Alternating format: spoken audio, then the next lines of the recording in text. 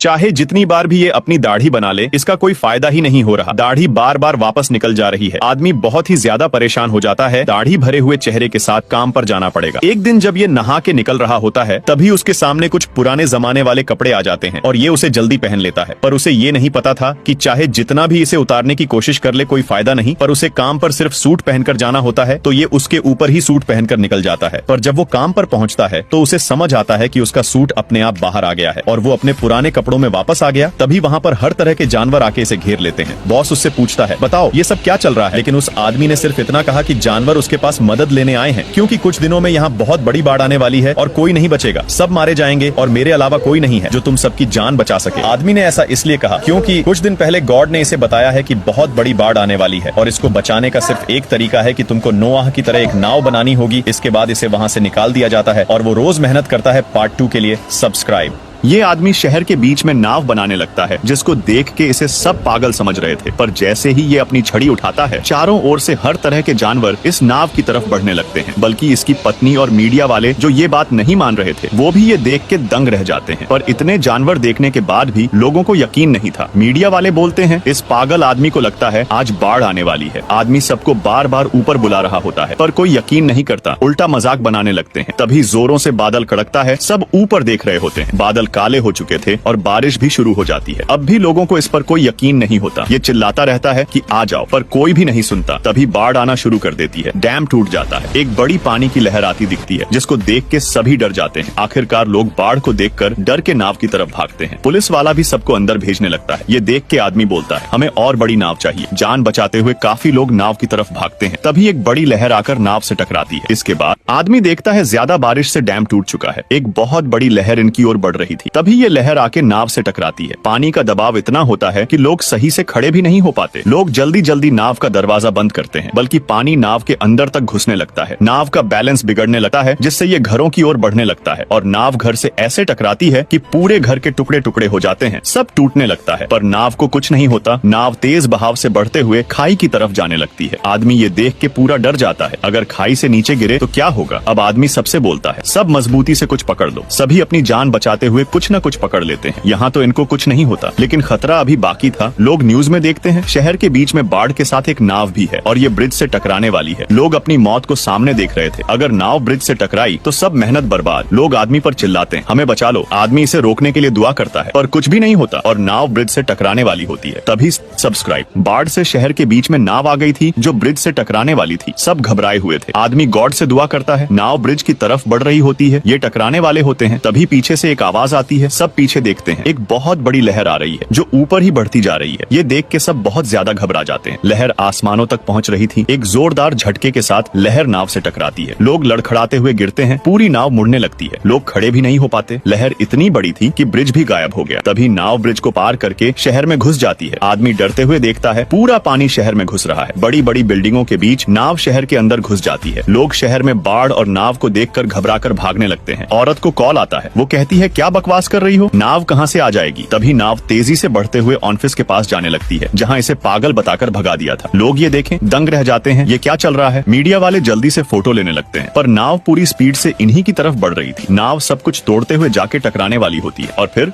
Subscribe. बाढ़ से शहर के बीच नाव आ गई थी जो उसके ही ऑफिस से जाके टकराने वाली थी। ये देख के सभी भागते हैं। ये नाव यहीं पर ही क्यों आई? इसके पीछे क्या वजह थी? गॉड ने ऐसा क्यों किया? दरअसल ये आदमी पहले एक न्यूज एंकर होता है, जिसे पॉलिटिक्स में जाने का मौका मिलता है, जहां ये वादा कर देता है कि मुझे दुनिया बदलनी है। जिसके बाद इसकी जिंदगी में बहुत अजीब चीजें होने वाली थी। इसे एक बिल्कुल नया घर मिलता है और एक ऑफिस भी, पर इस बात से अनजान इसके साथ क्या होने वाला है। ये रात को गॉड से हर चीज के लिए शुक्रिया करते हुए दुआ करता है कि दुनिया बदलने में मेरी मदद करना। अब दुआ की वजह से इसके साथ बहुत कुछ होने वाला था और जब ये सुबह उठता है तो अलार्म 6:13 पर बजता है, बल्कि इसने अलार्म 7 बजे का लगाया था। ये एक जरूरी इशारा था गॉड की तरफ से। वो इस पर ज्यादा ध्यान नहीं देता और तैयार होकर अपने घर वालों से मिलकर अपने काम पर जाने लगता है। तभी उसके गेट के सामने एक लकड़ी का बड़ा सा डब्बा आ जाता है। ये हैरानी से बोलता है, हमने तो कुछ मंगवाया नहीं, तो ये कहाँ से आया? अब जल्दी से इसे ये अंदर ले जाकर खोलता है, जिसे देख के ये लोग हैरान हो जाते हैं। इसके बाद